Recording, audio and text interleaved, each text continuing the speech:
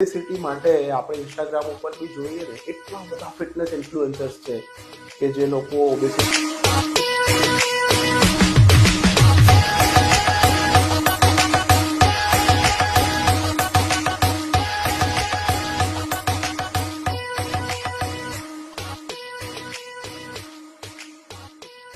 તમે વજનની વાત કરી કે વજન કંટ્રોલમાં રાખવું જોઈએ, ઓબેસિટી ન હોવી જોઈએ.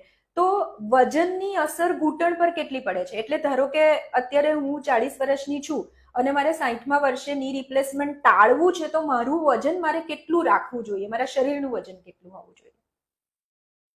વજન છે ને એક બહુ જ ઇમ્પોર્ટન્ટ ટોપિક છે. ઓબેસિટી માટે આપણે ઇન્સ્ટાગ્રામ ઉપર બી જોઈએ ને એટલા બધા ફિટનેસ ઇન્ફ્લુએન્સર્સ છે કે જે લોકો ઓબેસિટી ઉપર બહુ જ કામ કરી રહ્યા છે, જે સારું છે.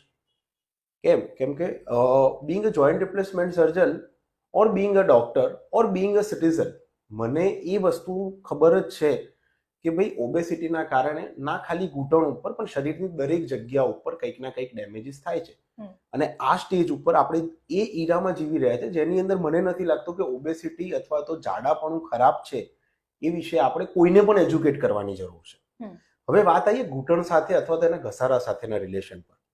તો શું પાતળા માણસોની અંદર ઘૂંટણનો ઘસારો નથી થતો? ના, એવું નથી, થાય છે. અને શું જાડા માણસોની અંદર 100% થાય છે? ના, એવું પણ નથી.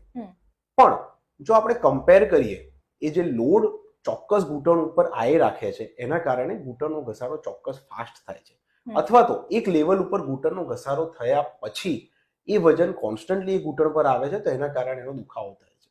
બીજી વસ્તુ, મોટાભાગે એવું જોવામાં આવે છે કે જે ઓબેસ પેશન્ટ છે, જે જાડા પેશન્ટ છે, એમના બીએમઆઈ થી ખૂબ વધારે વજન જે લોકોનું છે, એ લોકોની ઓવરઓલ લાઈફસ્ટાઈલ જ આખી અનઓર્ગેનાઇઝ છે.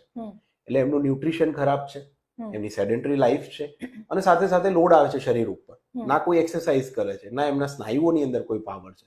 તો એના કારણે આર્થરાઇટિસના ચાન્સીસ એમની અંદર ખૂબ ઝડપથી વધે છે.